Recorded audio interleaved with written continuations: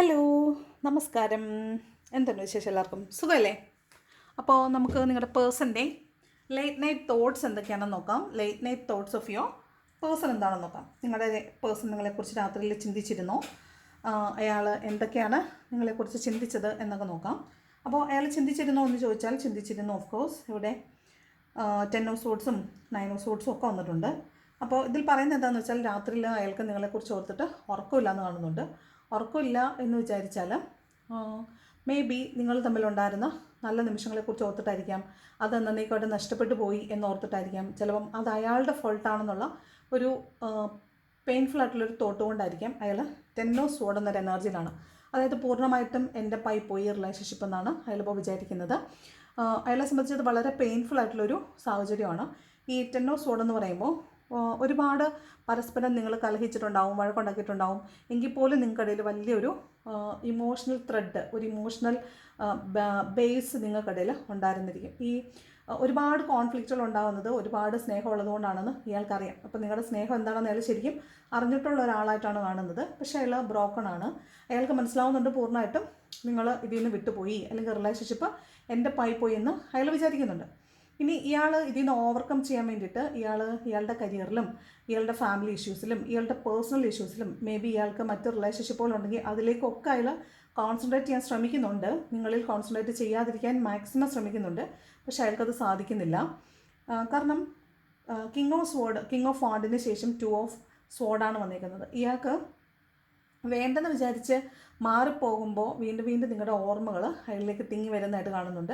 അപ്പോൾ ഇയാൾക്ക് വേണ്ടാന്ന് വെക്കാനും എന്നാൽ വേണമെന്ന് വെക്കാനും പറ്റാത്തൊരു രീതിയിൽ കടുത്തൊരു മാനസിക സംഘർഷം, ഒരു ക്രോസ് റോഡിൽ വന്ന് നിൽക്കുക, ഒരു ഇൻഡിസിഷനായിട്ട് നിൽക്കുക, ജീവിതം മുന്നോട്ട് പോകാത്ത വിധം സ്റ്റക്കായി നിൽക്കുക എന്നൊക്കെയാണ് ഈ 2 ഓഫ് സോഡ് പറയുന്നത്. അതായത് ഇയാൾക്കൊരു നിലനിൽപ്പില്ല എന്ന് തോന്നുകയാണ്.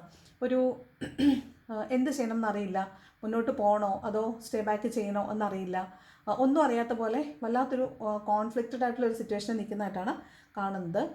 ഇതിന് കാരണം മേ ബി നിങ്ങളൊരു ഫാമിലി പോലെ ജീവിച്ചിരുന്നവരായിരിക്കാം, അല്ലെങ്കിൽ നിങ്ങൾ ഹസ്ബൻഡ് ആൻഡ് വൈഫ്, മോസ്റ്റ്ലി ഇത് ഹസ്ബൻഡ് ആൻഡ് വൈഫ് റിലേഷൻഷിപ്പ് ഉള്ളവരെ ആയിരിക്കാൻ സാധ്യതയുണ്ട്.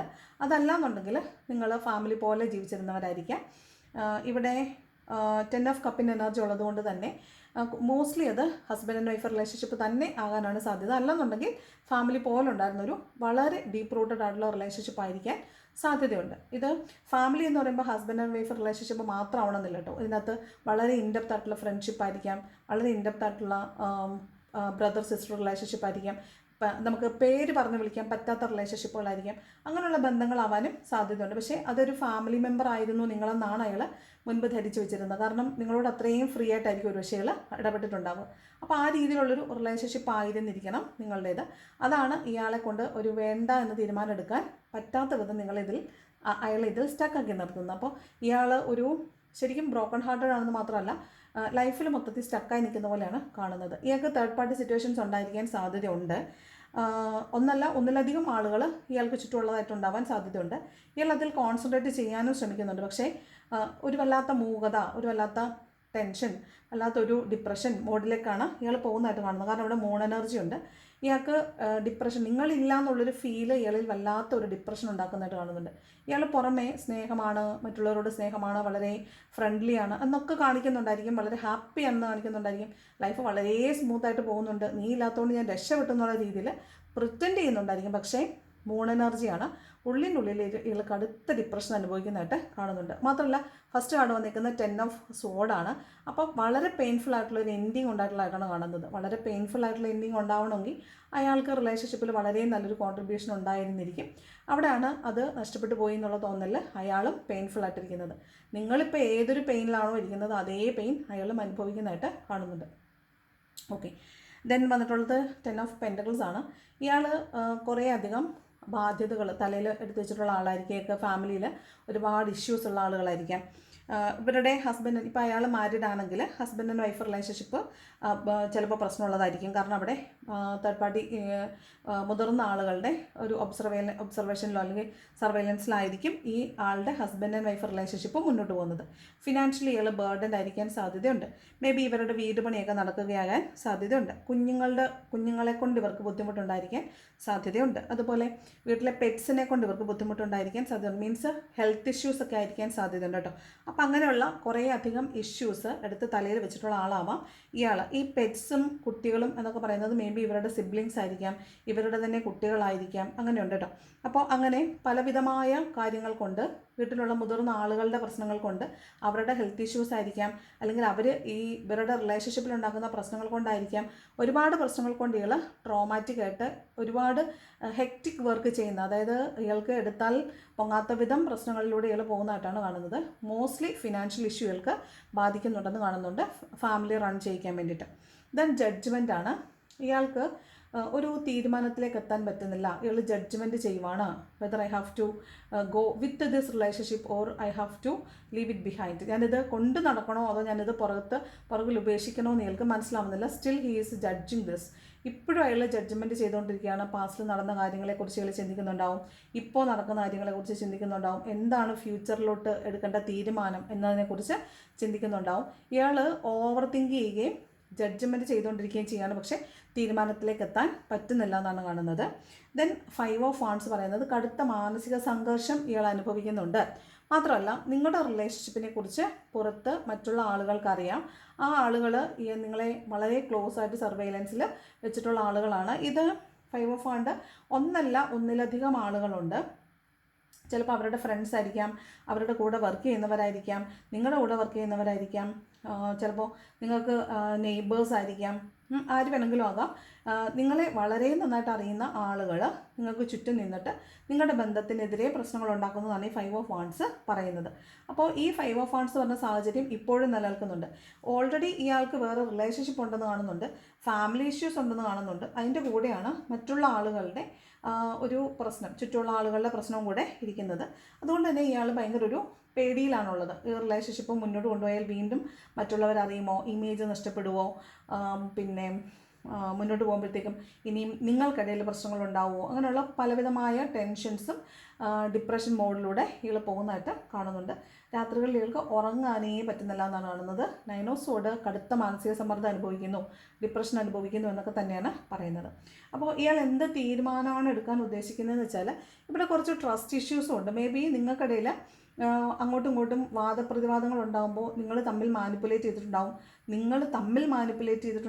നിങ്ങൾ പുറത്തുള്ളവരോടും മാനിപ്പുലേഷൻസ് നടത്തിയിട്ടുണ്ടാവും. അപ്പോൾ ഇതുകൊണ്ട് നിങ്ങൾക്കിടയിലുള്ളൊരു ട്രസ്റ്റ് നഷ്ടപ്പെട്ടു പോയതായിട്ട് കാണുന്നുണ്ട്. പരസ്പരം അടുക്കാൻ പറ്റാത്ത വിധം നിങ്ങൾ തമ്മിൽ അകന്നു പോയതായിട്ടും ട്രസ്റ്റ് ഇഷ്യൂസ് നിങ്ങൾക്കിടയിലുള്ളതായിട്ടും കാണുന്നുണ്ട്. അതാണ് ഈ നൈറ്റ് ഓഫ് പെൻറ്റക്കിൾസ് പറയുന്നത്. അപ്പോൾ വളരെ സ്റ്റേബിളായ ഒരാളായിട്ട് പതുക്കെ ആണെങ്കിലും നിങ്ങളിലേക്ക് തിരിച്ചു വരണം എന്ന് അയാൾ ആഗ്രഹിക്കുന്നുണ്ട്. കാരണം ഈ നിങ്ങളെന്ന് പറഞ്ഞ വ്യക്തി ഒരു പില്ലറാണ് അവിടെ. അയാളെ സംബന്ധിച്ച് അയാളുടെ ലൈഫിൽ ഒരു ആടി അലഞ്ഞുകൊണ്ട് നിന്ന സമയത്ത് ഒരു പില്ലറായിട്ട്, ഒരു നെടുംതൂണായിട്ട് നിന്നിട്ടുള്ളത് നിങ്ങളായിരിക്കും. അതുപോലെ നിങ്ങളുടെ റിലേഷൻഷിപ്പ് ഈ വ്യക്തിയെ സംബന്ധിച്ചിട്ട് ശരിക്കും അയാളാക്കിയത് പോയി പക്ഷേ നിങ്ങളായിരിക്കും. ഈ പതുക്കെ ആയിരിക്കും അയാളൊരു ഗ്രോയിങ് സ്റ്റേജിലൂടെ പോയത്.